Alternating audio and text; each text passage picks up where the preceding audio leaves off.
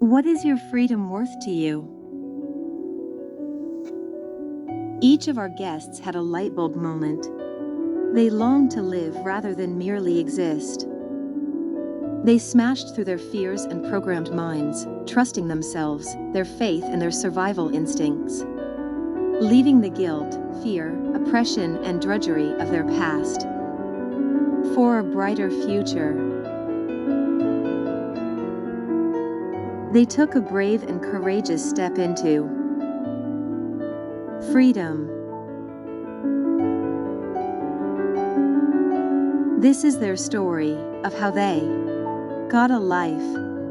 Welcome to Get a Life podcast, X-Cult Conversations. You matter, and so does your story. Hi, everyone. Welcome back to Get a Life podcast, X-Cult Conversations. Most of you know Ben Woodbury. For those of you that don't, Ben is an ex-PBCC member from Windsor, Australia. Welcome, Ben. Hi, how are you? Doing good. How are you doing? Yeah, great. Really good. That's Hot as good. hell in Australia, so we're just finally getting a bit of that summer heat. Not that I enjoy that. I would be very happy with the idea of a Dan Murphy's cool room sort of temperature all year round. Well, we can trade spots. I would thrive in the Australian heat. So one of the things that we are doing today is Ben has a TikTok account where he is an avid advocate for what goes beyond the PBCC closed doors and brings it forward.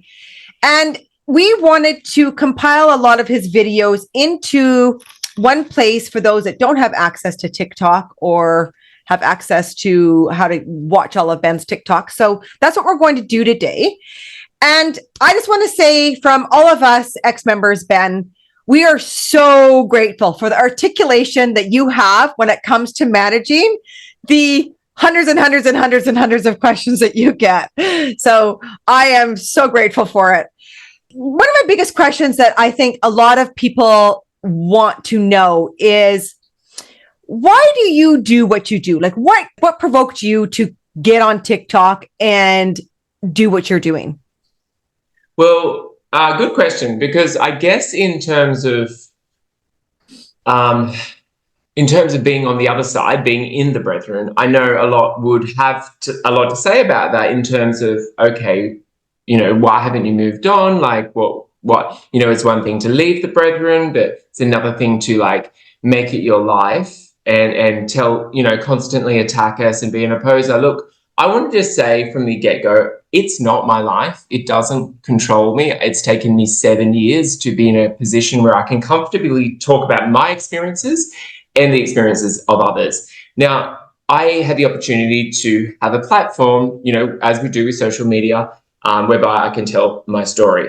And the reason I did that is because obviously since leaving in the 7 years, I've helped a numerous amount of people, from girls, boys, straight, gay, couples, leave the cult. And in doing so, I felt like there were so many similarities, and I felt a lot of repetition in terms of saying, hey, this is a really, you know, easy way to eliminate the stress of leaving and create a safe learning pad. So I felt like it needed to be public. And it's not really something, it's one thing to read how to leave. It's one thing to have a newspaper article on how to leave, but I feel like it's a whole different thing. And in my own case, I relate better to people. You know, we learn a lot from people, and I've experienced it, and I've seen it over and over and over in the last 7 years with the 15 plus people I've helped leave.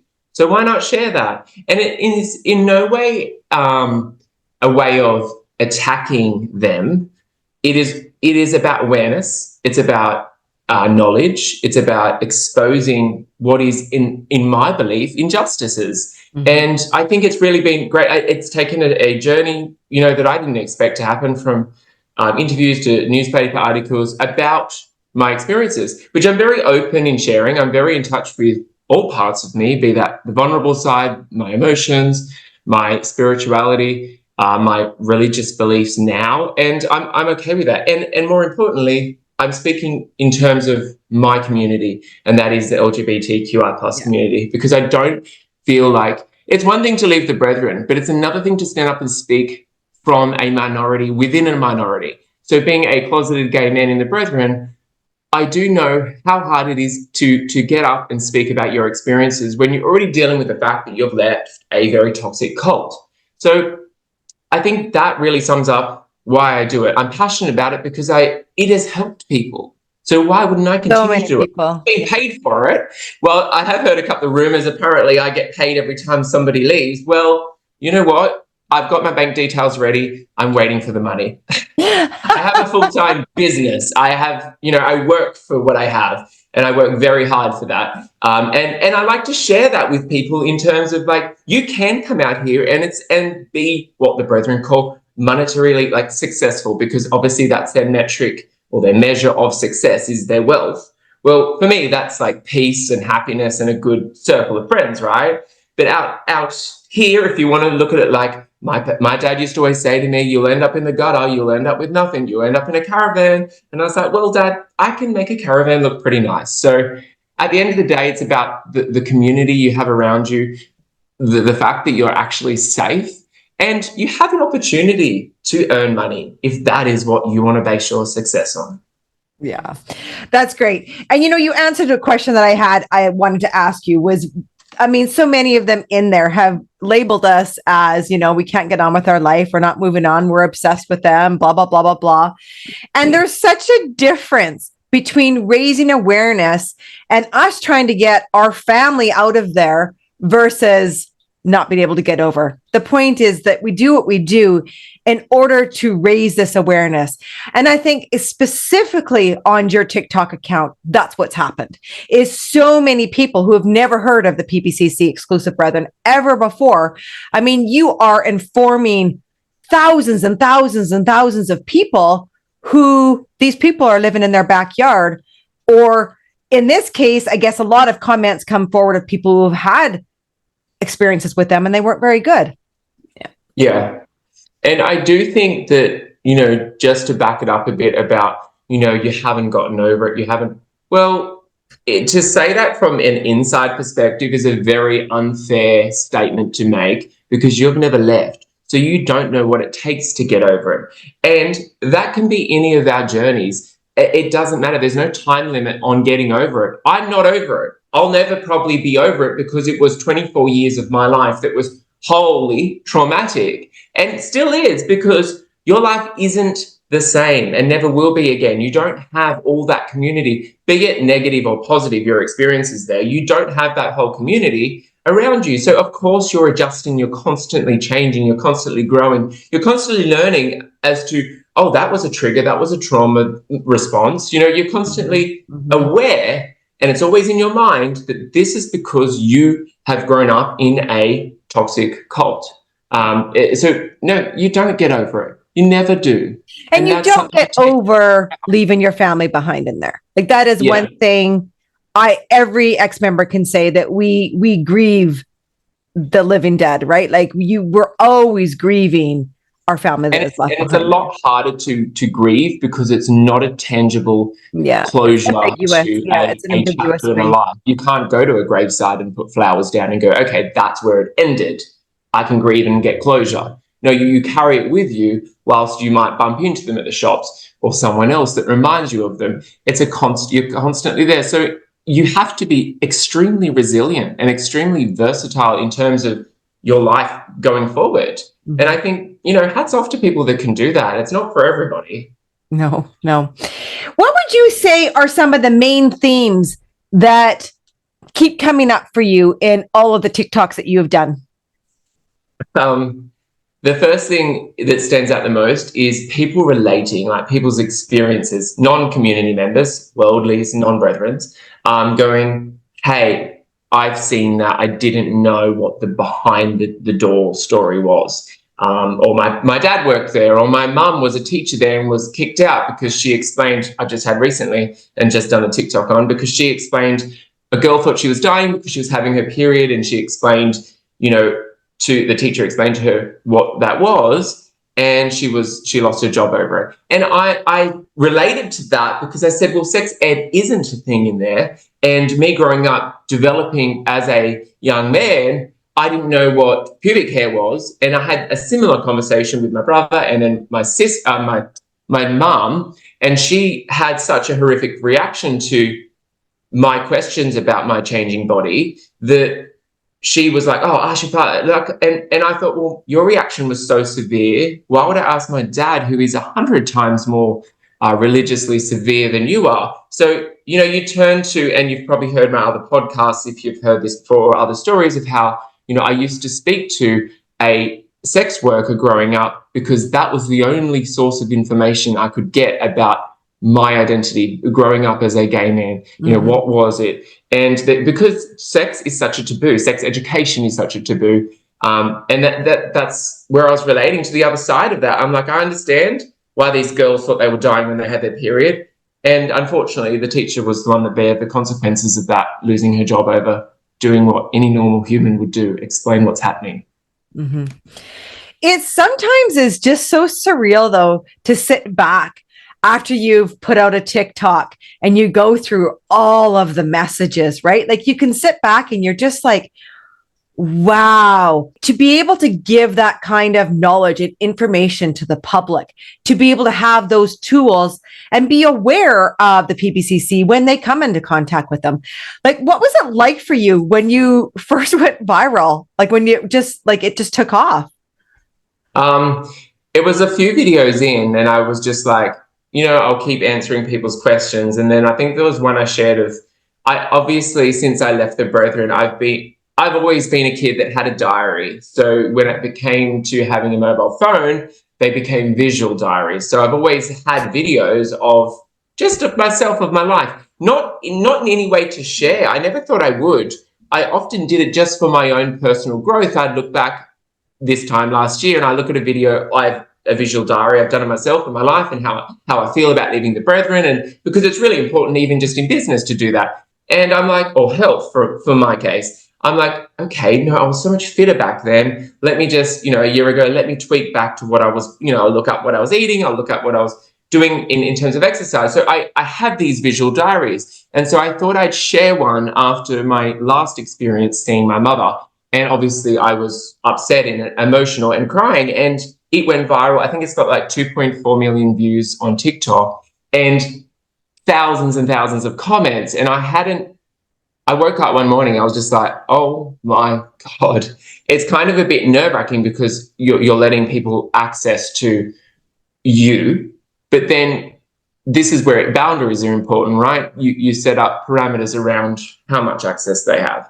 And from there, it was kind of validating, I guess, is what I'm trying to say.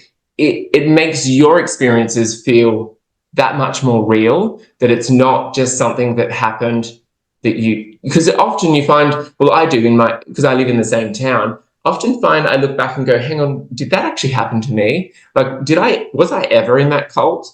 Because you have such a different, like it's such a juxtaposition of a life now. It's like black and white, like it's so different. So I think the biggest thing that's come from it is validation of my story, and then others, because there have been teachers that have come forward about their experiences, other victims, yet they don't want to go public, or they've just DM'd me privately, and it's validating for them. They're like, thank you. I now feel that my experiences then that I couldn't put a lid on, I've got closure over. So it's kind of fulfilling. And I would have to say, like, going through the comments, your two biggest people that come on and comment that affect what we do is the One School Global teachers that come forward and people who have worked for them. Those tend to be the two biggest people who come forward, isn't it? Yeah. And people that have worked for Brethren that, have either faced racial discrimination, sexual discrimination, ageist discrimination. Yeah. And then I always get, the occasional comments about they find out that they're got a partner at home of same sex. So then you've got the homophobia as well. Mm-hmm. So it's quite, I wouldn't say there was more than one, like it's very rounded. They're all there. There's all evidence that it's happening. And that's why I think it sort of with yourself, Cheryl, it kind of ignites your fire to keep speaking about it. And people are like, oh, when will you stop? I'm like, well, when there's no abusers left in the Brethren community. And I know, and I know that there is, because of who I've helped leave and because of who has still contacted me from within the Brethren. Look, and you're like, well, why aren't you doing anything about it? Why aren't you going to the police? Because it's not my journey. I'm just here as a platform for people to speak out if they need it, or a safe landing pad. It's not my position to go and drag a victim to a police office, because you know how traumatic that would be, and go, hey, they're being abused. Obviously, if the person is underage, and look, I'm not getting that at the moment. I haven't had that experience. Obviously, I'd report it. But if these people are old enough to do it themselves, I'm there for them until they can. You just can't, it's their journey. You cannot get involved in that. You've just got to be there. And that's what I get a lot of people ask too. What can I do? I know she's being abused, and she's like, in a marriage, it's a neighbor, someone has reached out about. I'm like, well, you just got to be there, create that safe space. So when they do tell you, you can advise them, okay, I think you should go to the police. That's all you can do. Obviously, if somebody's in danger, then you go to the police. Like, there's no, use your brain. Yeah. You have such a way to articulate the traumas. Thanks. You have such a way to articulate what people are asking. And it's just, I think that's what we all get drawn into, is it's such a raw, vulnerable authenticism that comes out of you. Is that a word? You're so authentic, right? And that's what draws people in, is because there's no walls that you have to go through. It's just Ben is Ben. No, and look, I attribute that to, I'm grateful that I was born gay, and it has taken me 7 years to be able to say that, because I was and had internalized homophobia. I hated gay people, and I hated that I was gay, and that's why I hated gay people. I love that part of me now. I wouldn't change it for anything, and I'm okay with that part. Whilst we all have, parts of us that we are, insecure about, and I still have those, because I am human. It's a part of me that I've really worked on to be comfortable with, because it was the most ickiest part of me that I couldn't sit with. And I think if you can get over that part, and this is specifically to the gay community, the closeted gay community within the Brethren, I know how hard it is, but there are so many people out here now that have overcome this. And also, I remember my first experience telling a straight person that I was gay, and they were like, I already knew, what's this conversation about? I didn't care. I never brought it up with you, because it was such a deep, secret within me. I was terrified. And I used to be terrified of straight men because of that. Now they're like, my closest mates are all straight. It's really interesting once you get outside of that compound. And I know I often refer to it, but yes, whilst the Brethren aren't in a compound in a forest, it is a compound, a psychological compound in your mind. And once you get out of that, life is so different. Life is so full of choice that you can find a group of people that are so accepting. I was just having this conversation the other day with my cousin, because we've just signed up to kickball in the city. Now, kickball is a American sport. It's basically like baseball with a very squishy big soccer ball. And it's a great community of 240 of the gay community, but it also has, non-binary, trans, lesbian, and then there's straight. So there's bisexual. There's a whole community there of 240 people. And playing these games and this sport with these people, whilst it is competitive, we were just amongst ourselves saying how different this is to what we experienced as growing up in sport.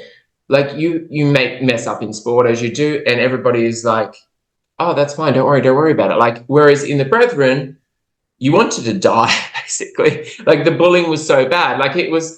It's interesting, because I wasn't good at sport at school, but now that has changed. And it's interesting, when you surround yourself with positive, uplifting people, your own self-esteem grows, your own confidence grows. And then all of a sudden you're surprising yourself by being, hey, I'm actually not bad at all. It's an interesting perspective change. And I think it's really important for the people in there hearing this, that it can change, and it will change as soon as you change the people around you, as soon as you get out of that toxic environment, because I'm a living proof of it. There are many others that are living proof of it. And Cheryl, you are too. And I think I had this conversation with someone this morning, and we were talking about when you're born and raised inside that psychological compound, and then you leave it, and then you have interaction with people who are still in there, you forget of some of the restrictions. You're so tied down in there. They really truly believe that they're so right. Like, this is what I was talking with this girl this morning, is that they just, because they're so isolated from the real world, they truly, truly believe that everything they say, do, process, everything that goes on in their little world, they believe it is the right way, that there's no room or movement for any kind of alternate belief, right? They're just so stuck in it. And I think that's one of the most beautiful things that we gain when we leave, is that you have this freedom of allowing beliefs to change, allowing things to change. It's one of the most, I think, beautiful gifts that anybody can gift themselves with from leaving a cult like that, is just to have that freedom of choice, freedom to believe whatever you want, freedom to find those people that lift you up. Yeah. Definitely. And I think too, it's beautiful that we have the freedom to show that to people still in, like today, particularly in this era, we have things like social media where we can, whilst social media, I will make the statement, isn't all roses, like isn't an accurate representation of life, right? Because you're not going to post yourself having a bad day on social media or feeling a few kilos heavier, right? Because that's not what we do, right? We want to look perfect as humans. So it's a great way to show that, hey, I'm experiencing life. I'm traveling. I've got my own group of friends. I've got a family. I've got a partner. I've got children. I've got an animal. I've got a pet. I'm studying. All these things that people inside, and I've had this feedback myself from a guy I helped leave who was gay. He came out to me and he said, "You're the first person I've told I'm gay." I'm like, "Hey, mate, I already knew you were. Like, it's okay. Like, it doesn't matter." And that's not the conversation I want to have going forward. It's like setting you up, helping you out. Let's get your life sorted. And he was like, it was from watching your Instagram. It was from watching your life on social media that made me go, hey, this person looks like they're living a peaceful, safe life, not depressed. And I'm like, yeah, because it's not. And leaving that, his whole life has changed from, being heavily dependent on medication for depression and anxiety to now being able to create his own safe space, have his own friendship group who love and support him like we do. It's just beautiful to see. Like, it's like, oh, another one is free. And you know what? I won't stop because I remember Bruce Hale said to me in his little list of things was that there are more people in here that have overcome your flesh, like as in being gay, than that have left. Well, I've set it out to make it my business to make sure there are more people that have overcome the toxic straight community that it is and actually leave and live authentic lives, because you only have one opportunity at this. And what you said before really like struck home with me about, you have choice of freedom, like how right you think you are in there. And it is because that's all you know. And it's terrifying. I know from my own experience, it's terrifying to think that there are other options, other alternatives out here, because with that comes all of the guilt tripping that has been ingrained into you for all your life, that you will not succeed. God will punish you. God's waiting to smite you. God, it's not that at all. You don't have, like, whether you believe in Christianity or not, it's not that at all. Life throws lemons at you. You do have curveballs. I got hit up the back of my car yesterday. I wasn't like, it's God speaking to me. It's pure science. There was an idiot behind me that didn't stop in time. Like, if you break it down like that, you can really then put things into perspective, compartmentalize it, and actually like move forward. And you're not surrounded. You're not in that compound in your mind. Yeah. And I think another thing that all your TikToks are doing is it's breaking the narrative in there, right? Because when something doesn't fit the structure of what they've been told to believe, they create a narrative, right? All these narratives are constantly coming out to fit them and to allow them to stay prisoned to those beliefs that they have. And so I think one of the biggest things that I love about everything that's coming out of the discussion of your TikToks and the way that you respond to their questions is it allows those inside who are watching to start maybe opening up and realizing that maybe the narratives that they are telling themselves are not the truth. And to me personally, that is why I do what I do. Like, that is what I do. What I want my family, I want my nieces and nephews to know that the narrative that they're being told about every ex-member isn't true.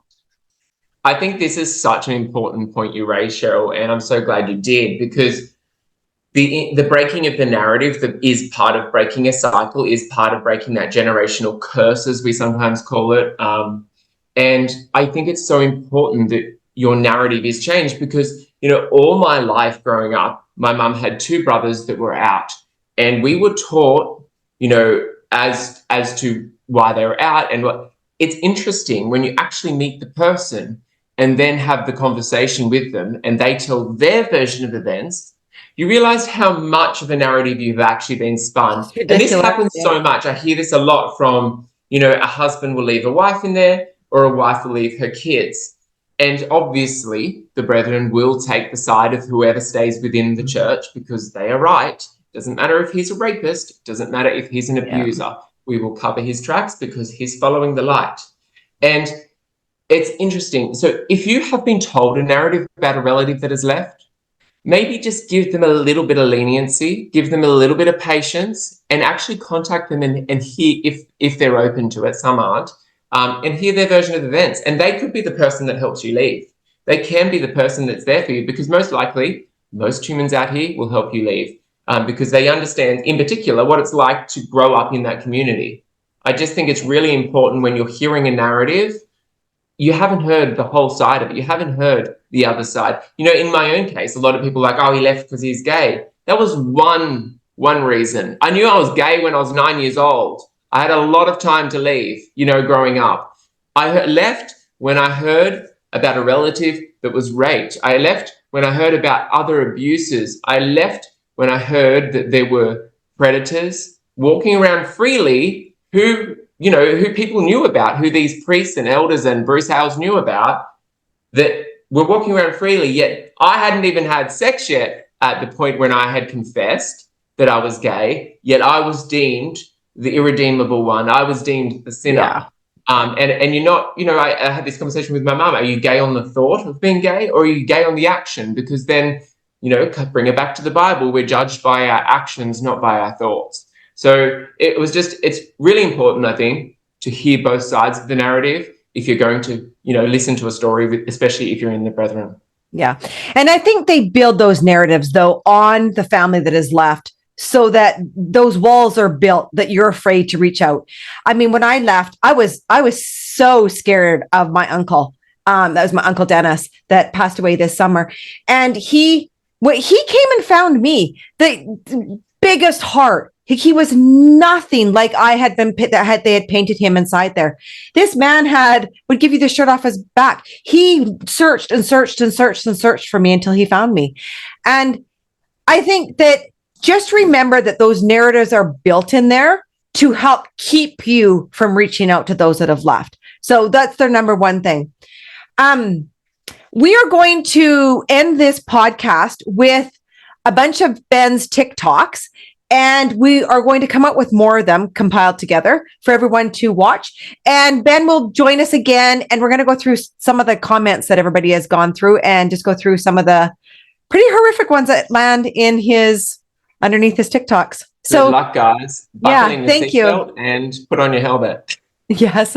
Thanks so much, Ben. And here's the first episode of his TikTok compilation. Hi, if you're new here, my name is Ben Woodbury, and 7 years ago I escaped the Exclusive Brethren, or as they've recently rebranded, the Plymouth Brethren Christian Church, a cult. Well, in my opinion, it's a cult, and I grew up here in this cult in Australia. It's worldwide, it's global, about 60,000 members worldwide, and I'm answering all your questions. So if you've got any questions about it, hit me up. Not many people speak out about this religion or cult because they're terrified of the consequences or the fear of the discipline of God and all these other awful indoctrinated teachings that you grow up with. So lucky for me, I'm not afraid of it. So I will happily answer any questions and speak up about this.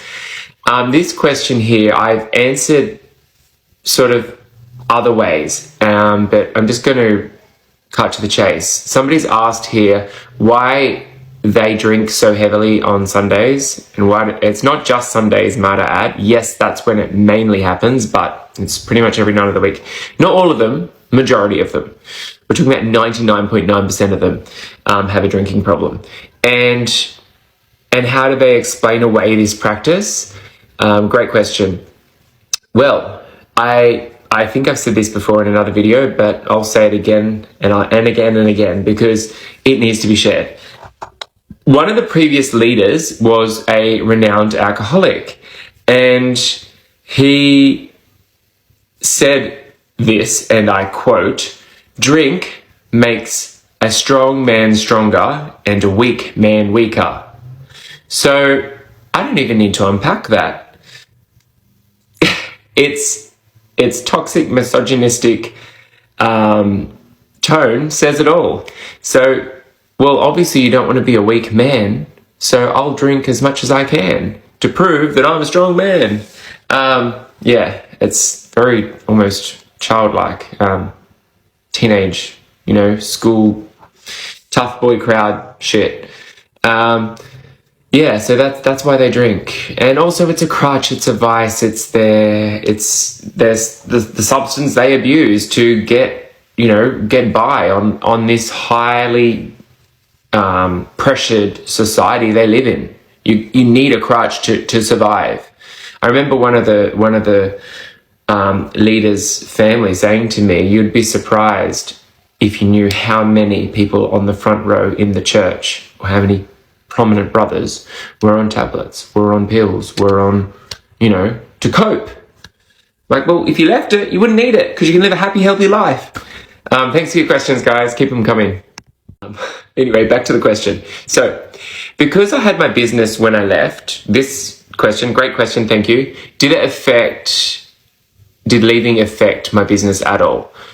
No, actually, and no, nothing's too personal, guys. Ask me whatever you like. I literally have explained to you just a few videos ago that I got my sex education off a escort. So, which is a story for another day. Well, I can answer it soon, but so I had my own business. Like, I'd set it up 6 months prior to leaving. I worked for the leader's son-in-law, which was a whole nother level of wow, for 5 years, I think. So I worked for my dad for a year, which was awful. I couldn't even live with him, let alone work with him. And then I threatened to run away, and then sort of came out, converted, basically, or tried to, and then worked for another business for 5 years. And then I was like, I need to get out of here. It's just my life was too toxic. I was really battling with the will to live, literally. So I set up my own interior design / furniture design business. And I kind of designed 2 furniture pieces, and some friends I've made through work connections were like, you have to enter them into AC Design Awards. And I did, and I was a finalist. I'll share those images with you. And so it was kind of really, it gave me courage or confidence to keep going. And sort of one thing led to another, and here I am today. 7 years later, I'm still in business and, being a creative. And just sort of now plucked up the courage to voice my story and my life and put it out there. And there's so many incredible things that have happened that I can't wait to share with you all. And I'm doing it. Thanks for your kindness. Now, I've had a few questions about this, like, do people go, and break the rules secretly, have internet access, get social media, all in secret, of course, things that weren't allowed. Yes, they do, but the rules are so strict, you'd keep it very secret. I know I have a lot that follow me on my Instagram because I've kept my Instagram very open and public to show them, the ones that follow me, that you can live a normal, happy, healthy, safe lifestyle out here, and you can make friends and have people that love you unconditionally. So yes, and I witnessed this a lot, right? So I was very sheltered growing up and followed the rule by the book, and I was very, I wanted to be I was a good kid to a point, because I wanted the gay to go away in me, and I didn't know how to do it. So I tried to be really, a really astute Christian, so to speak, a perfect brethren boy. So there were moments where I was exposed to other people's lives. Like I remember, so I started out doing interior design, and I came across working in other brethren homes, I'd see them on their computers or whatever in the house, which we were allowed to have, but they had to be through a certain brethren company. Same with your phones. So it was all filtered and monitored and controlled access to anything because it was all through a brethren company. But I remember seeing like someone on YouTube, or, I remember one of the leader's relatives saying to me, oh yeah, like we just bought mum an iPhone. Why would you buy one through the brethren company? They're so expensive. And I just had these like light bulb moments. I'm like, the level of hypocrisy in people that are supposed to be, higher up in the hierarchy than me or my family. It just made me think, added to the thought that why am I in this toxic environment? So yes, they do, but they hide it and go in secret. The other day, a friend of mine was at a music concert and festival and was like, your cousins or your relatives were there, or there were brethren there. Like, it's all in secret. And I shared in another video of how the first time I ever went to a cinema was with my cousin, and we were both brethren at that point. And we never knew or saw anyone, but we got home and the priests were ringing us and saying, you were seen at a cinema. Like, so the level of control is really, really strict. And you can try and get away with things, but people will catch you out. They're just a bunch of snitches. Thanks for your questions, guys. Hey, TikTok family, another quick one, because I've got to get to work. So what music are they allowed to listen to, and are there specific brethren musicians, or can they listen to any Christian music? Great question. Okay, so music, there is no pre-recorded music. So there's a thing called, pre-recorded music, right? Music that is pre-recorded. So you're not allowed to listen to any outside artists whatsoever. But every now and then they'll have this music day or a fun day where they try and raise money for the schools or churches, and they will put together brethren musicians, will come together and play music. Generally, it's pretty backyardish and but it's all you've got, so people would record it and circulate it, so you'd have brethren music. You don't pay for it. The only music you kind of pay for is when they do like a school event and put together a bang crash choir or band. And it's because it just sounds pretty awful compared to like proper professional music. It's very backyard and amateur is the word I was thinking of. So, but I recently found some old music that I listened to, some brethren recordings, and I was just like, God, what was this rubbish? But yeah, even the songs in those days had to be approved, and sometimes sentences had to be, or verses had to be edited. But so most kids learn an instrument. I learned the piano, my brother learned the saxophone. Most can sing or try to. I had singing lessons, although they don't allow you to have singing lessons. They kind of like encourage instruments, but that's about it. And you, like every family, usually has a piano. So you create your own music in the moment, and it's usually just hymns that from the Brethren hymn book, or the book that the approved hymn book that they've put together. So there are Brethren musicians, but not professional, not in any way studied, because, you know, tertiary or higher education is not allowed, particularly anything creative, art, craft, interior design, anything like that. And can they listen to other Christian music? No. So you can't just go and get like a Hillsong recording or no, because that's pre-recorded music. Some might do, and I know a lot, like I used to have Spotify, but secretly. I remember, interesting story, my neighbour, one day I used to go over to her house because we now had computers or internet. So we went over to her house and she gave me my first recording on like an old iPod or MP3 player of Ricky Martin's Private Emotion. And I remember having this one song for 3 years of my life before I went to bed, and I'd be listening to Private Emotion by Ricky Martin for like 3 years straight. Yeah, so that's the environment I grew up in. It was very quiet. The question is, do they sound like similar to Amish folks, and what are your thoughts? And I've had other people go, oh, they sound like Jehovah's Witness, or they sound like a bit like Scientology. My opinion, I think they're more extreme than Jehovah's Witness because you don't have internet, radio, books, outside influence. So kind of like Amish, but they're not as 16th century. They're a bit more, they're not farmers. They are a bit more, I think, professional, business orientated Amish. So like Amish but designer. Does that make sense? So yes, they can. There are a lot of crossovers and overlaps between other extreme religious groups or high demand religious groups, and therefore, but just take it to another level, a bit more extreme, and therefore the way they cut off people or alienate people or discipline people is also more extreme. Thanks for your questions, guys. Hey TikTok family, thank you for your questions. Keep them coming. It's really given me a new lease on life.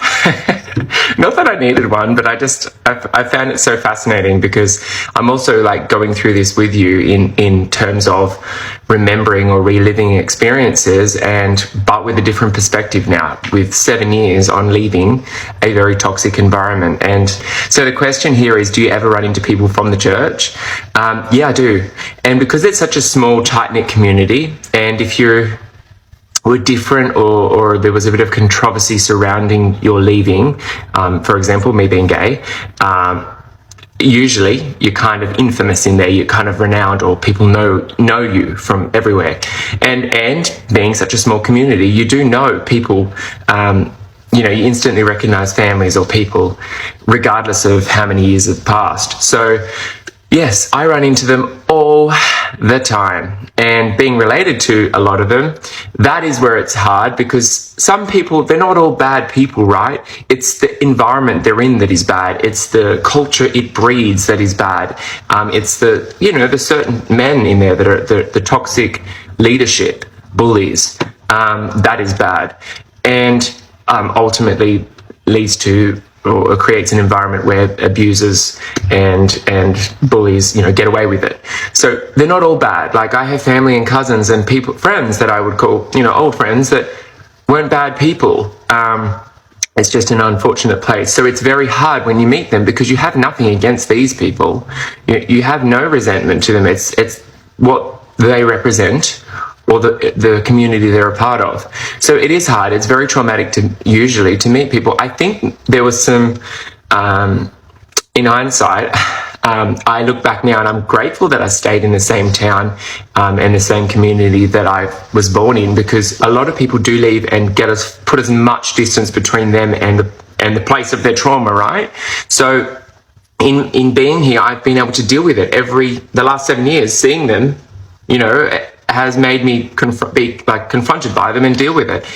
I've had people come into my shop and realize it's me and sort of half squeal. I remember this lady coming in just she almost screamed and turned and fled. And that's kind of like, when you've got other people around you, it's kind of like, they're like, what was that about? You feel like you're the problem. And I know I'm not. And it's just a lot of the times I remember the first time I ever saw my mum, she turned and ran away. My dad turned, this is your flesh and blood. So another great question. And thank you so much, guys, for all your questions. I've kind of talked about this, and I'll keep answering this question and doing a video on it every time somebody asks me, because I really want to keep sharing my story on how I escaped And hopefully if somebody is watching this that is in there, it gives them some insight on how to do it. Get your finances together, because that's the biggest, hardest, it's financial insecurity that makes people, if you had loads of money, you wouldn't be there. And not that you need loads of money to not be there. You need to find that balance, right? So you need to have things like your passport. You need to have things like your Medicare card if you're here in Australia, and your birth certificate. It's not absolutely necessary, because I've helped a girl leave and her mum would never give that up and was, quite aggressive about it. So we just, bought new ones, but it's just an unnecessary expense. You kind of need to set up a network, a support network of people around you that either have been through a similar thing. And I know that can be intimidating, because you are taught all your life that the people that leave and speak up, like myself, are bitter and are apostate and are evil and will just, are the epitome of Satan or Judas. Well, guess what? We're not. We're just normal people that don't have that fear and are, going through a similar thing you're about to go through, and can probably actually help you escape the same situation we left.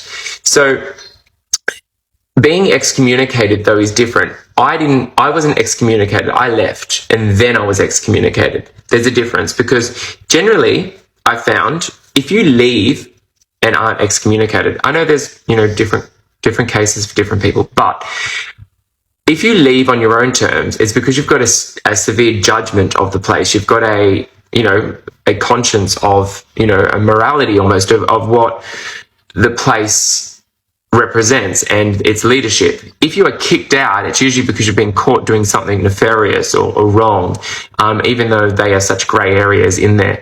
So I was kicked, I left, and then my grandpa turned up about 6 months later, after they tried all different ways to get me back.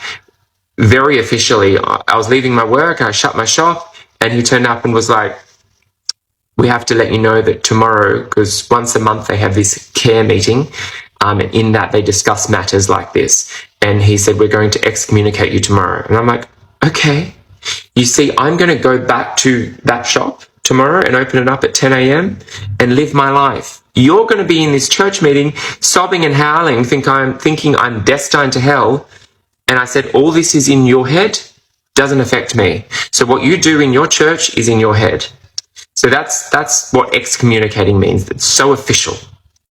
Hey, TikTok family. So I got a few questions about what was school like. So now they have their full, kinder to high school, the full education in their own schools. But when I did when I did schooling, I did primary school, so kinder to year 6, in a normal local public primary school.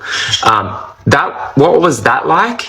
So we would get picked up every lunchtime by a rostered group of brethren mums to go home for lunch, because the separation rule wouldn't allow us to stay at school for lunch and eat with other kids our age, because, heaven forbid we share a sandwich. So we'd get picked up and we'd get dropped back to the school, and we'd always run late, and the teachers always hated it. So there was always this angst too about the Brethren community. I know a lot of teachers felt sorry for us, because we were pulled out of every class. That every time they watched a movie, we would sat at the back of the class behind these folding screens. I remember having my face up watching, Storm Boy or The Chronicles of Narnia, which were my favorite, movies growing up, and just sobbing at the back behind the screen. I remember the teacher coming in when Mr. Percival dies in Storm Boy, and I remember the teacher coming up and going, why are you crying? I'm like, nothing, hay fever. I didn't want, because she would get in trouble if my parents found out that I had watched the movie. So they were really strict on it too, because they knew how strict this community of brethren were. So that was my primary school years. And then high school years, was the worst experience ever. So if you're bullied, which I was, extensively bullied, bashed, beaten within an inch of my life at church, you're bullied at school because you're going to school with the same kids. So it's a constant cycle, and you're not allowed to skip church. You're not allowed to skip school, obviously. So yeah, it's the worst environment if you're at the bottom of the feeding chain, so to speak. And so they have, as I've explained, just normal studies or school syllabus, which is highly edited by the Brethren. But yeah, they have teachers that are outside the community, but there's like this strict barrier of separation. So they're there to teach, not engage in social activities or get close to. So obviously, Brethren, there are no Brethren teachers because you're banned from going to university. So there's no Brethren teachers. They employ outsiders. I've always been interested to, and I have spoken to some teachers since, and to ask them, and why did you work there? It was such a toxic environment. But some of them have said, we actually just felt sorry for you kids. So yeah, that's a bit about my school life. Hey, TikTok family. So I've had a few questions about the names or terms, jargon given to insiders, outsiders. So non-Brethren members are referred to as worldlies because they are of the world. Surprise. And that's interesting. I didn't know they called you wood choppers. And I think you also mentioned something about outsiders, so like non-Brethren members calling Brethren members featheries. And I've heard this a couple of times and it cracks me up. So I did some digging and asked some people and I was like, why were we called featheries? In primary school growing up, so obviously I went to a non-Brethren primary school and I was called a Bible basher or, as kids do, they have names for, things they don't understand. And the girls, because they wore scarves on their head, were called hanky heads. But apparently girls in other, from older generations, so not 90s babies, older ones, were called featheries. Now, somebody told me, apparently this is because, vanity was such a big thing back a couple of leaders ago, so a few generations ago. So, you didn't touch the hair on your head, and women had really long hair, and that's one of their distinctive features. And apparently the women never shaved their legs either, so they were nicknamed featheries. There's a little bit of fun trivia for you that I dug up, and keep the questions coming, guys. I'm loving doing this research and then also remembering, funny little stories. Have a good day, people. Hey, TikTok family. I'm back again answering your questions. Thank you for all the overwhelming support as always. And this question is, have you met up with other people who have escaped the church? And do you have any hope for one or more of your siblings to escape? Okay, first question. Yes, I have got as I said before, I've helped 14, 15 people leave, and they're all in my close circle and love them like family. And then also I've met up with people that left years ago. I have 2 uncles that left. I've been in contact with one and really close to other family members that have left. That's being said, there's not many in comparison because it's such a difficult, traumatic experience to leave. And do I have any hope for my sisters or my brother to leave? No, I honestly don't. My brother was so stooped in that indoctrination. He was just like my father, very much in that. And my last experience with him was of him being violent with me. So I don't really want somebody like that in my life anyway. My sisters, and I'll get to that story, but it was the last night of me being in there. I was playing the piano and he just lost it. Basically, he had another cousin in his ear saying, how I was bad for the family. I was bad influence on my sisters and I was wayward and worldly. And my brother took that on him when he got home. He'd been drinking and got violent with me. So that was kind of like the straw that broke the camel's back. I was like, actually, it's getting physical now, not just emotional abuse from my father and family and other people. It's now physical and I'm out of there. So, but I'll get into that story more. But my sisters, no. They have both come to me at different times and said that they would like to leave. This was years ago. But in more recent times, I've heard from inside sources and I've seen photos. They're both married, so I hope they're happy and I hope it was their decision. And if they ever see this, know that your big brother is always here and will always have your back. And even if you just want somebody to chat to, I'll be here for you. I'll always believe your story, and I would never ever do what the brethren do and victim shame. So I hope that they got to choose their partners. I hope they're happy. And I heard that one of my sisters has a little girl, a niece. So I've got a niece, which, you know, it's sad that I was obviously never invited to the wedding or any of this. I'm not privy to any of this information. I just get told it from other people, which, you know, is kind of sad. But no, if they leave, I'm here for them. But I doubt they ever would. Thanks for your questions, guys. Hey TikTok family, and another really good question. Finding a new normal was so hard, and and that's a great statement, a great way to put it. It was like being a foreigner in my own country, because the irony of this is that I still live in the same town I was born in, and so I was basically creating, I've had to in the last 7 years, and so basically I'm creating a new life with new people in a new world in the same town.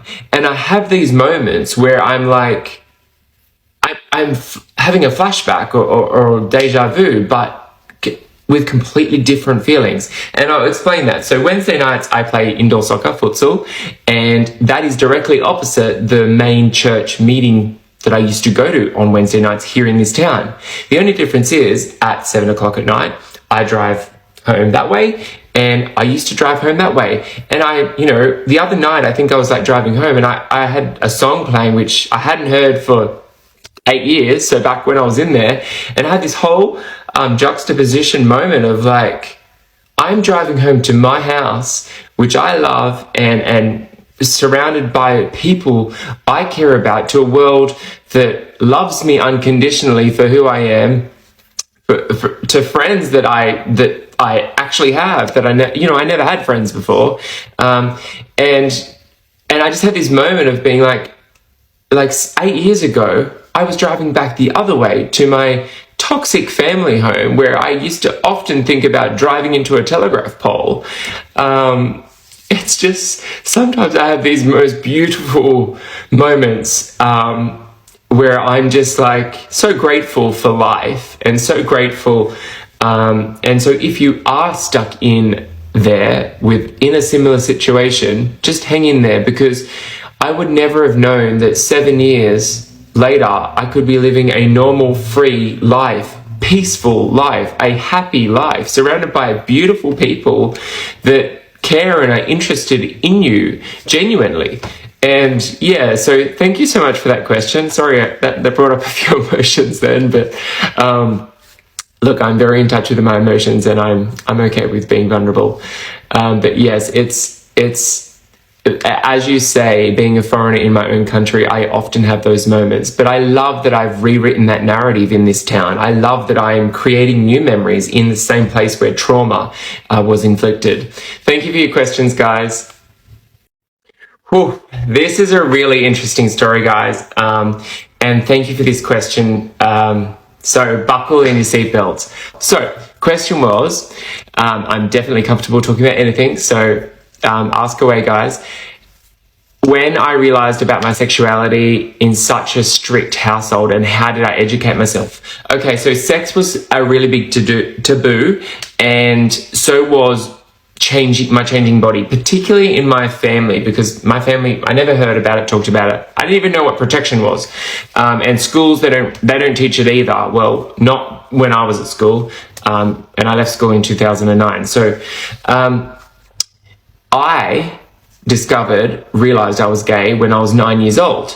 I think I'm a bit more emotionally aware than most other kids my age. So I was very curious as to the boys in my primary school class. I went to a non-brethren primary school. I'll add that, because the kids at the school were talking about sex, and I was like, I don't get that feeling that they were talking about when they were talking about women.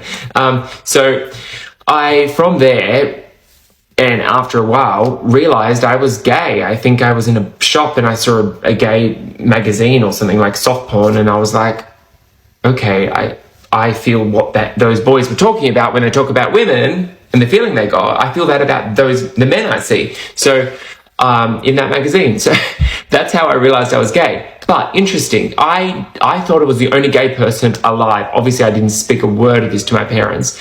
And so from like 9 years old until 14 or 15, I was so alone. I was so alone. All I thought about was, when I'm 20, I'm going to kill myself because I'm this solid soul gay man. Until one day I saw a book with, I think it was like the newspaper with the Sydney Mardi Gras, and I was like, oh my God, there's a whole community of them.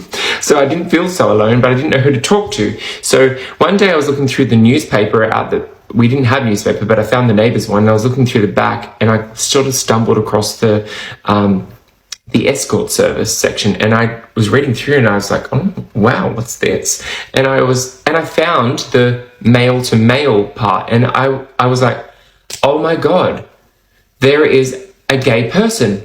So I secretly rung his number on the house number, and I got my sex education from a escort for the next 4 or 5 years. I would ring him every school holidays, but that's another big story to tell. But yeah, that's how I got my sex education.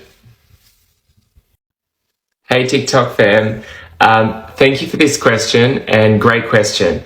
If somebody in my situation, for example, not me now because I'm too far gone, like I've got tattoos and I'm speaking out against them. So I'm kind of like a lost cause or apostate, as they call it. But if somebody left, and this has happened, and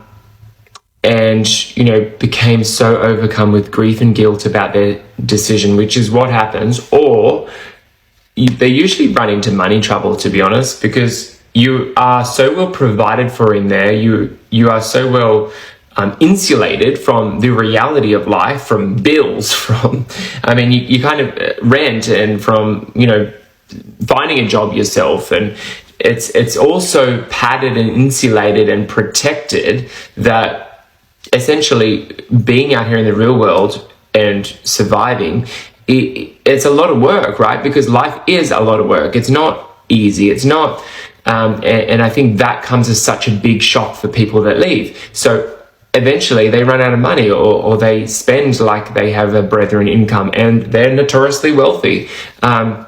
So that is the reason people usually go back. And yes, they welcome them back. They love a good, returned prodigal son. They love the using those people that come back as examples of what happens when you leave, the horror of what has happened when you've left. They love it. They love, and they lap that up when you come back. And I remember people coming back, and I remember I had 2 cousins that left, brothers, and they left for 3 years and came back, and they became this, victorious story of, they were lost and then found and all this bullshit. So yes, they welcome you back, and not me, because I'm too far gone. I'm a homosexual. And and I've publicly come out and said that, and I have tattoos, which, are a huge no-no, which is quite interesting, because I think somewhere in Revelation it talks about Jesus coming back again with, on his thigh it's written King of Kings and Lord of Lords, which, isn't that a tattoo? Anyway, that's another story for another day. But yes, they will welcome you back, because they love to use an example or make an example of people that have left and come back, to be like, see, it didn't work for them, it's not going to work for you. And they'll get those people to preach and give sermons, and they'll sort of make a spectacle out of them. Thanks for your questions, guys. Keep them coming. Hey TikTok family, I'm down by the river, my favorite spot to meditate and think about life. So excuse me if it's a bit wobbly, the phone, because I'm holding it with my hand. So the question here is, do people come out like as part of the LBGTQI plus community, and it must be terrifying? Oh yeah, it is terrifying. I remember realizing, and I've explained this in another video, but happy to repeat, tell the same story and elaborate on it, because I don't think I did. I realized I was gay when I was 9 years old. So from 9 till about 15, 16, I thought I was the only gay person in the world. That was terrifying, so isolating. And So, like, I shouldn't have been worrying about that at that age. You know, I should have been living my innocent childhood. And this is why I explain to people, I might be 31 years old, but I feel like a 78-year-old inside. Because I feel like I've had to, you know, quickly mature. Not that I can't be silly and goofy. But, so, coming out, I didn't come out till I was 18. Prior to that, when I was about 14, 15, I actually, it's another long story, but, and I'm aware I've only got 3 minutes. So I actually contacted a escort, gay escort, and basically got my sex education off him. And other times when I'd sneak to the library for a project with my mum, and while she wasn't watching or while she was looking at other books, I would be Googling gay stuff, I guess, like what it is to be gay. And so I came out about 18 to my auntie, and they immediately got priests involved, and I begged and pleaded I didn't want my parents to know, just because all my life, you know, my mum had told me at one point, she had told me that she would have, you know, if she ever had a gay son, she'd make him have the operation. And I used to be like, what operation? Lobotomy? That's their mindset. They're so like 16th century almost.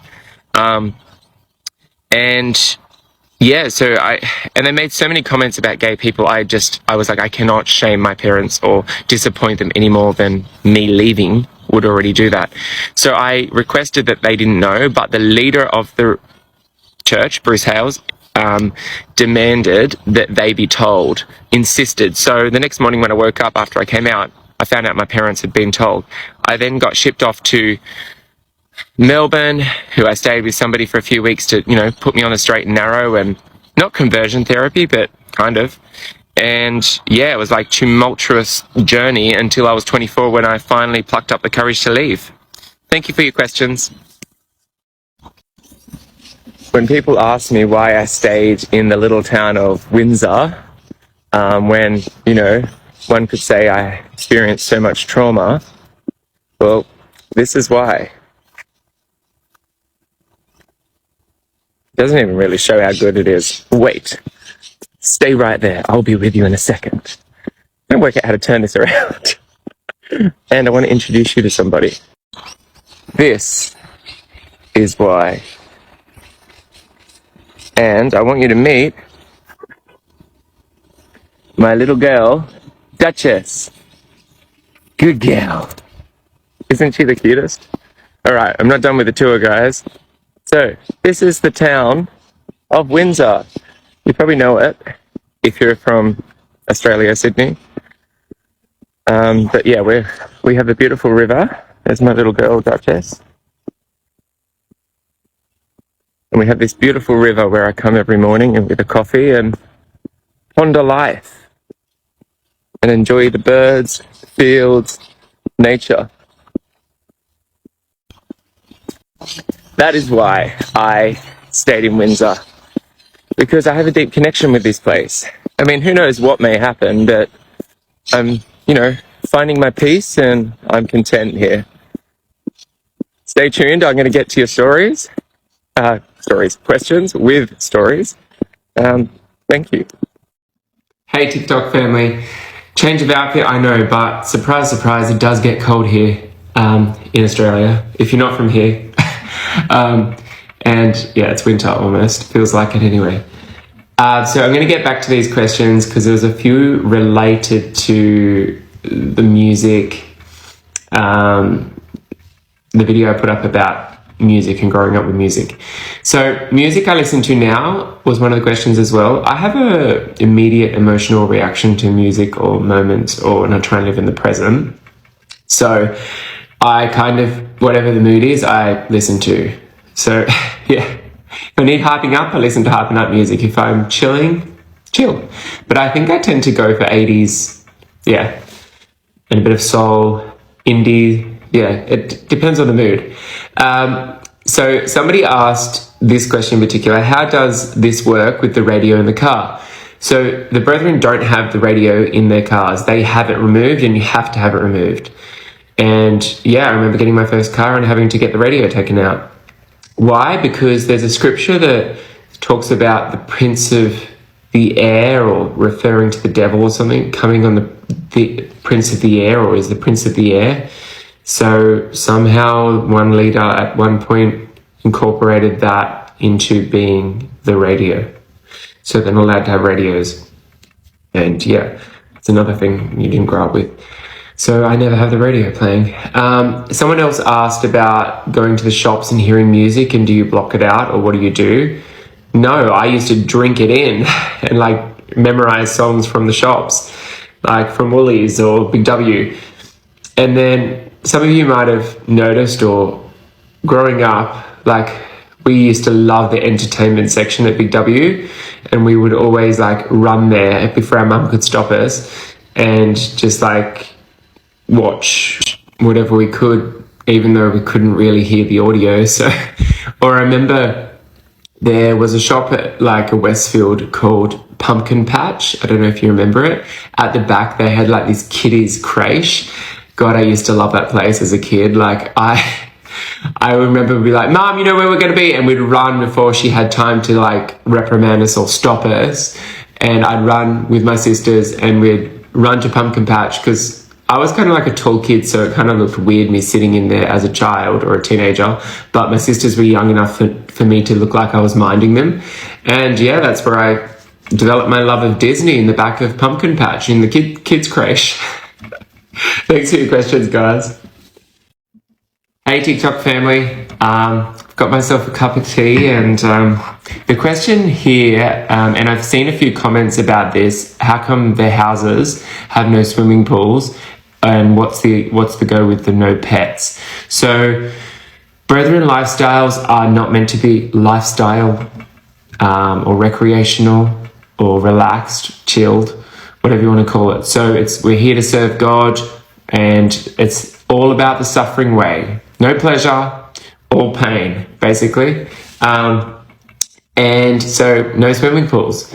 And also, exposed skin usually at swimming pools. So that's the reason you're banned. You're not allowed to go to public swimming pools or even beaches, really. I remember going to beaches growing up, but my dad would always, wait here, and he'd go and, the whole family would wait in the car while he went and scanned the beach and made sure it was an empty beach down in Wollongong or something on a freezing cold day, so that we weren't, at a beach full of people with, bikinis on, because heaven forbid this gay man see a woman in a bikini.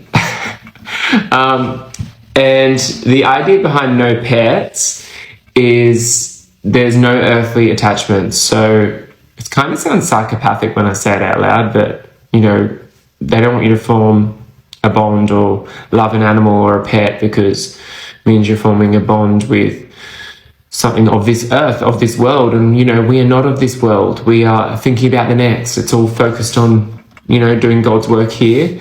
And I don't really know what exactly they do that's God's work, but, so that's why you don't have pets, and that's why you don't have swimming pools. Hey, TikTok family. Thank you for your lovely comments too. I get so overwhelmed because I honestly have never been, I'm not used to it. It's like, compliment? Someone said something nice to me. What was that? So, as you can probably tell, I didn't grow up with people saying a lot of nice things to me. So it's just really nice to, be surrounded by so many positive, supportive, loving community that, it's just polar opposite to what I experienced. So thank you. You are, redeeming qualities that we look for in humans. So this question was, have I been able to help others leave the cult? Yes. That's like one of, my little success stories after leaving. Actually, one of a few. So I think I've helped about 15 people, or maybe a little less, 14 people to date leave. Some which are actually related, some which are not. And it's just such a amazing, beautiful feeling. So as you can imagine, the cult don't like me because, being a bad influence and all, and showing people that you can have a good life out here and meet nice people, actually be happy. So Yeah, thank you for your questions. Yeah, hop on board my little storytelling train. Thanks, guys. I've had a couple of people say this, and I feel like I need to address it. Do I worry for my safety now speaking up about my life there and the things that happen there?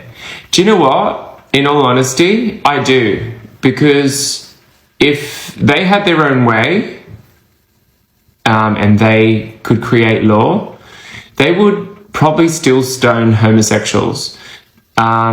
That is how, and just from some of my experiences, which I won't go into in this video because it's not about that, but some of my experiences were very traumatic, like being bullied and the things that happened.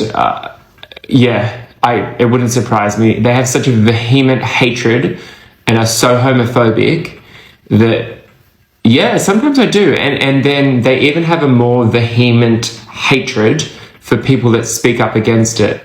So get this, and I only thought how bad this is just recently because trauma had blocked it out of my mind.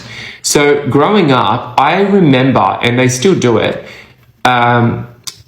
you'd have a prayer meeting on a Monday night at 6 o'clock or 7 o'clock. But if somebody like myself, an apostate, was speaking up against or about them or just exposing them, they would have an earlier 6 o'clock prayer meeting where every male would get up and pray for the removal of that person, as in the death of that person. They would get up and pray for the death of the opposer. And you used to seamlessly integrate that into your prayer. Pray for the removal of any apostates or opposers. That's me. That's me now. So in doing this, once they find out about this, yes, they'll have prayer meetings to pray for my death. And there was this rumor or known fact that if the leader did it, if the leader prayed for your removal, you'd have 12 months and you'd be dead. So I'm not superstitious, so I don't believe in that, but it's an awful lot of negative and brainwashing that, I have to unpack and undo. I'm not afraid of them. That's why I'm speaking up. And I wish more people would, because people are terrified to speak up, from, the fear of God and what he's going to do, because, they're God's chosen people. So thank you for the question. And I would like to elaborate more, but I've only got 3 minutes. Good evening, TikTok fam. So I just noticed the time, so I'm going to have to wrap these questions up for tonight, but I'll get back to them in the morning. It's getting away on me. So this question, a bit more serious, is there lots of domestic violence in the community? Yes, like any community, there is going to be domestic violence, but I don't know statistics or figures because that is never talked about. And, I've witnessed that with a family, not my own, but I've witnessed there is domestic violence. And more so in terms, they inherently have a bad alcohol problem in that community, which we've discussed already. And they're renowned or notorious for their drinking. So drinking escalates violence. So they kind of go hand in hand. And I've heard victim and survivor stories of people that were victims of domestic abuse. And, it is common there, and probably more than I know. It's just not talked about. You don't talk about issues or problems. We want to make sure it all looks like there's no issues in the community, like it's all, fine and dandy, when it's unfortunately most of the time not the case. So yes, and there are other things, like there are victims of abuse, there are victims of harassment, of bullying, they are not free from any of that. And unfortunately, it seems that the abuses are a bit more rife than other communities because, well, as we've discussed, that type of community lends itself to enable abusers. Thank you for your question. Hey, TikTok family. Good morning. Thank you for all your questions, and I'm going to get back to all of them in time. So, great question. So, the question was, did COVID and its restriction give any reprieve from constant services and the dinner parties or the Sunday lunches, which is what you're referring to? Yes, they did. I wasn't in there at that point in time, but I heard from my family, well, not directly, but people that were in there that have since left. Yes, because the whole system had to go online. So it didn't change. They still had their meetings every single night. I don't know whether it stayed every single night exactly, but so they all went online on Zoom. So what they did, they all ended up, which is, unusual for them, investing in a screen, like a bigger, like a TV screen without the TV, of course, because that's a no-no. And they kind of set up their lounge rooms with the TV at the front, like a normal house, but they had like rows of chairs in the same formation as a church. So the men that in your own house would sit at the front. So my dad and myself and my brothers, obviously not me, I'm there, I'm just giving you an example. I wasn't there, but I saw images sitting at the front with the girls at the back, because women are second and don't have no place, Well, they have a place, but it's just not as important. So they would have these Zoom meetings where the speaker or those that spoke would come up, on the screen. But what I did hear was a lot of people became accustomed not going to church or started to enjoy normal life without this high pressure timetable, without this, constant people watching you or under scrutiny all the time and constantly being accountable. People started to realize how actually simple life can be and how relaxed it can be and enjoyable, peaceful. So I heard a lot of people actually said, I'm never going back. But then I think comes with that, the rest that comes with it, the separation, the losing your family, losing all your contacts, starting your life and your world again. So I feel like, you're caught between a rock and a hard place there. I know some did leave, and yes, it gave them a taste for the outside world, but I think ultimately the control of your wider family or your wider community is essentially what kept or keeps everyone back there. I hope this answers the question. Thanks, guys. Good morning, TikTok family. This is kind of a difficult one to answer, and I like your questions when they're difficult because I like to challenge myself and just get straight into it. Dating has been hard, and particularly it is already for a gay man in a straight man's world. You're dealing with the ravages of being a gay man in that internal shame in a straight man's world. So obviously there was no dating before. I hid being gay or tried to. You're not allowed to date when you're straight in the Brethren community. It's very organized. It's very, approval is sought for getting married, and then you're married. There's no shopping around, but for the photo books or the catalogs, which I've discussed and we'll do a video about. So and the question says, how did I navigate the religious trauma that comes with being gay and dating? I think I've navigated it pretty well. I think I've dealt with it pretty well. And deal with it pretty well. I am a huge advocate for therapy. I've had that for 2 or 3 years now. And, that started off weekly and it's sort of pared back to twice a month. And I've just been, I think I've become more aware and more in touch with my emotions and comfortable with that. So if I'm sad, sit with that feeling. If I'm happy, sit with that feeling. But know that they're just temporary. The overarching, feeling you want is peace, right? And I think the longest relationship I've had is 1.5 years, and that was my first. So I don't think I had the best example of what a relationship is, a realistic relationship. My parents weren't an example of what a healthy, loving relationship is, because their relationship was arranged, their wedding marriage, and therefore very toxic because of that, because they never wanted really to be with each other and they just don't know that. And then also, so from there I turned to fairy tale books, or which is an unrealistic expectation or reality of a relationship as well. Like, no one lives happily ever after and rides off in the sunset on a horse. I mean, it's so both of the places I was getting my expectations from were incorrect. So I've had to learn a lot about that and learn, what give and take is and compromise. And also, I think I've really battled to be comfortable around other men. I've always been mistreated by men or betrayed by men. So I think I've had to work really hard on things like trust or, so it's and I'm a constant work in progress. I'll never be perfect. Thanks for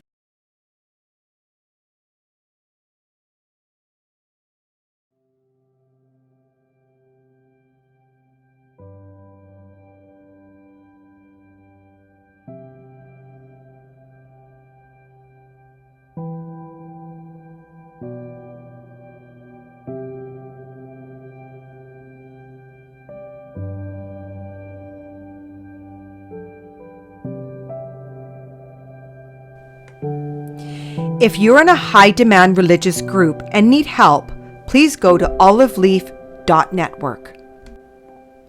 To share your story or be a guest on the show, email info.getalife@proton.me. Check out www.get-a-life.net for Get a Life merchandise, books, and ways to support or get support. Please remember to like this video, subscribe to Get a Life, and comment.